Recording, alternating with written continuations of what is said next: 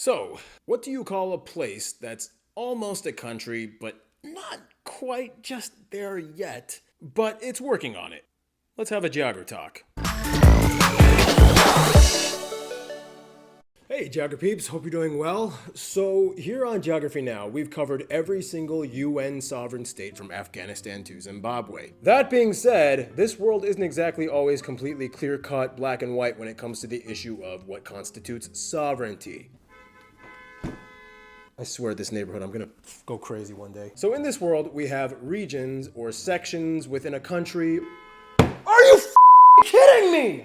Shut the I swear, if I didn't have my mom as a dependent to take care of, I'd probably be in prison by now from fighting my stupid neighbors. Anywho, where was I? Let me go back to the script. Oh, yeah. So, in this world, we have countries, right? But then you notice sometimes within these countries, there are like breakaway regions or areas or sections of the country or even just semi-organized political groups that do not want to be a part of said country. And many of them have a claim or a degree of self-determination that they impose for themselves. And this is sort of where the gray zone begins in terms of statehood. Now, I know what some of you guys are thinking. There are a ton of like separatist groups all over the world. There's like over 100 of them. And I'm not going to talk about the micronations. A lot of those groups are just kind of like fringe organizations that don't have any real set solid structure in their movement towards self-determination. What we are going to discuss today are the states of the world that are not fully recognized but have some kind of degree of organized self-rule and have limited recognition from actual UN member states. Before we get into those states though, it's important to note that today there are 6 countries within the UN that do not have full recognition. The first country, Armenia, who is not recognized by Pakistan due to the fact that Pakistan announced that they were supporting Azerbaijan in the first Nagorno-Karabakh-Artsakh war. Weirdly enough though, Azerbaijan, their opponent, recognizes Armenia as a state. They just disagree on the Nagorno-Karabakh-Artsakh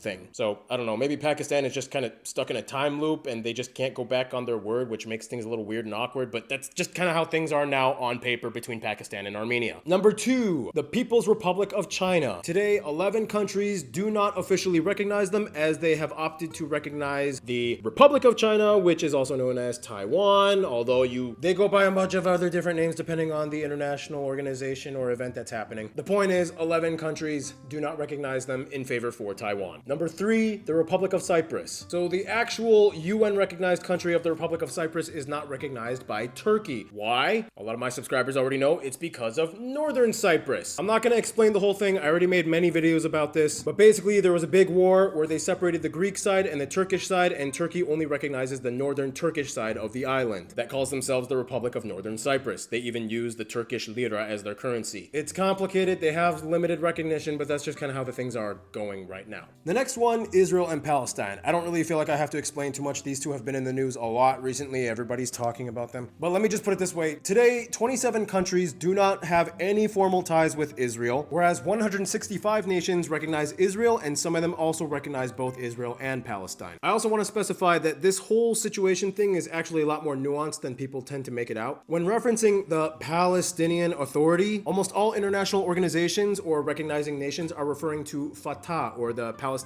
National Authority that operates the West Bank areas, not Hamas in the Gaza Strip. The two parties had a split in 2007, and even today they still have a dispute with each other. Also note that Palestine is not a full UN member state, but a UN General Assembly observer state. So they're allowed to observe within the UN, but they can't vote on stuff. And finally, the Koreas, North and South Korea. Obviously, they do not recognize each other. Each one believes that they should be the sole legitimate ruling power over the entire Korean peninsula. Nonetheless, occasionally they might have some informal summits or interactions with each other. You know, when you go to the DMZ, occasionally you'll see people trying to like float balloons over the fences. And now we get to the specialized agency members. This is a weird branch of recognition within the UN. So let's just jump into it. The Cook Islands and Niue. These are considered self-governing states under international law, but they fall under free association with New Zealand. We explained this in the New Zealand episode. Both of them have their own languages and constitutions constitutions. However, all the people on these islands are New Zealand citizens. And essentially, New Zealand is in charge of their military and large-scale diplomatic operations. Side note, Tokelau is not in this category. They are a dependency of New Zealand. Plus, they only have like 1,500 people on their islands. It's like barely anybody. Not sure how functional it would be as an independent country. Today, they are considered non-member states of the UN, a title that only belongs to them. And today, about 60 countries plus the Vatican actually do have diplomatic relations with them. The next one, Kosovo. A lot of you guys have probably heard of this one. Now, this is a complicated one because they have a very complicated history with Serbia. Long story short, in the 90s, they had a war with Serbia, blah, blah, blah. Yugoslavia was breaking down, blah, blah, blah. The UN got involved, and then in 2008, they declared independence. And today, they are administered by the UN Security Council Resolution 1244 with the UN Administration Mission to Kosovo, with cooperation with the EU, which is why they use euros as their currency today. Under Yugoslavia, Kosovo was considered an autonomous province of Serbia under the name of Kosovo I Metohija. Today, it is mostly inhabited by ethnic Albanians. Mostly in the north, you can find the Serbs and other pockets of the area. By law, both languages are co-official, and all of the old Serbian Orthodox churches are heavily protected in this area. And today, Serbia's government has a weird, like, we're not going to recognize you, but we're willing to at least talk and figure some things out with you relationship. Like, it's weird. When you go to the Belgrade airport, you'll even see they post up signs saying, like, we don't recognize Kosovo, but we're willing to kind of figure things out with them. Like, it's you see it at the airport right before customs. Like, they want to heavily specify the policy that they have in regards to their stance towards Kosovo. They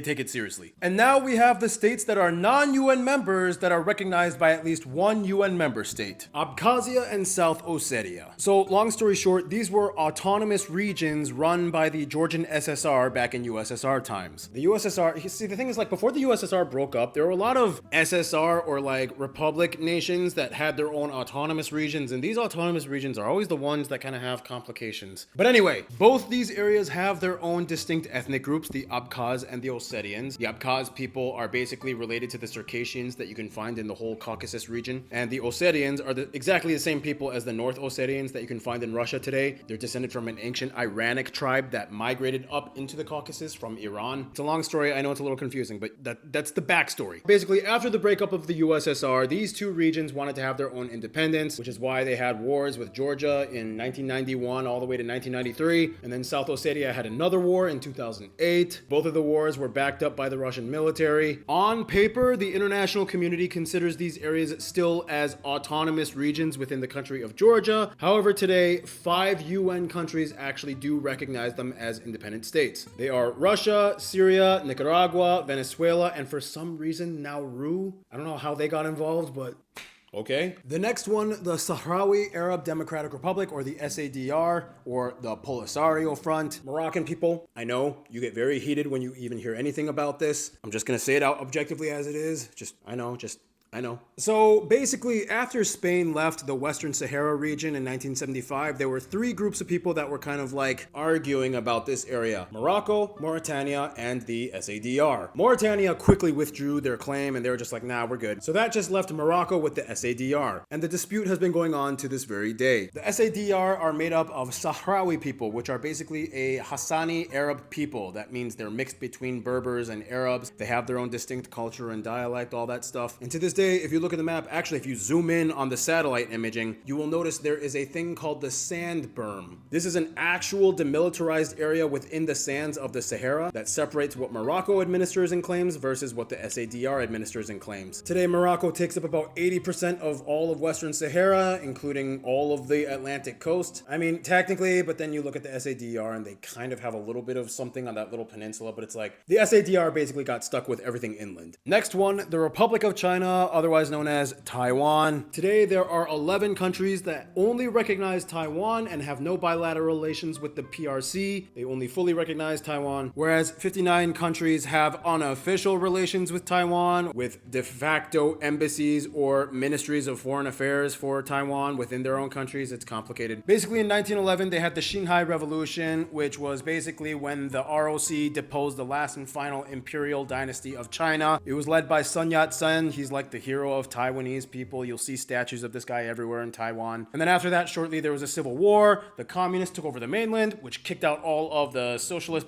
ROC people to Taiwan. That's basically how it happened. And to this day, both parties believe that they should be the rightful ruler of all of China, including Taiwan and the mainland. Today, the relations between the two are complicated, but they do have some kind of interaction, but everything's so complicated. Like, even at the Olympics, you'll see that, like, they have to be careful with the way how they mention the Taiwanese people in the island. They say, like ROC, but sometimes they say, like, Chinese Taipei. It's complicated. Whenever anything Taiwan comes up, it gets messy, man. The next category, we have non-states recognized by other non-states. And there's only one of them in this one, Transnistria. And I actually got to go there with my buddy Gus, and it was an interesting place. We actually hitchhiked in with some random Russian guy. It's actually a cool place to check out if you're curious. It's totally safe and everything, but it's just like, yeah, on paper, it's a complete oof. Anywho, this is kind of like a breakaway state that broke off from the country of Moldova in 1991, shortly after the breakup of the USSR. Moldova used to be a SSR. Basically, same situation as Georgia. And it broke away with this is a long one. It broke away with the assistance from the former Soviet 14th Guards Combined Arms Army, which is now the operational group of Russian forces. They are also active with Russian peacekeeping troops. Long story short, Russia is heavily involved in this area. But Russia doesn't want to claim this place for themselves because, I mean, first of all, it's surrounded by Ukraine and Moldova. There's like no way to access it unless you go through countries that hinder access. Regardless, Russia still has a huge hand in dealing with their affairs. And to this day, only South Ossetia and Abkhazia, which are non-member states, recognize them officially as a state. And if you go to the central square of Transnistria's capital, Tiraspol, you'll see flagpoles of Abkhazia and South Ossetia. It's kind of like the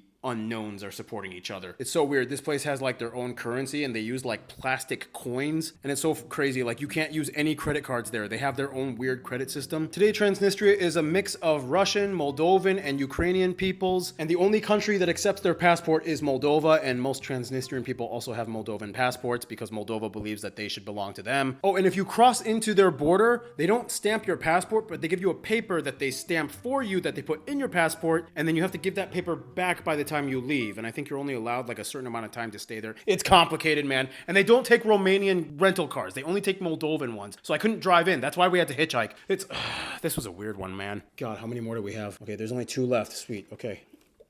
I swear, after 10 years of this. Oh, dang. What did I put in this? Oh, I think I put arak in this. The stuff from Jordan. That is good stuff.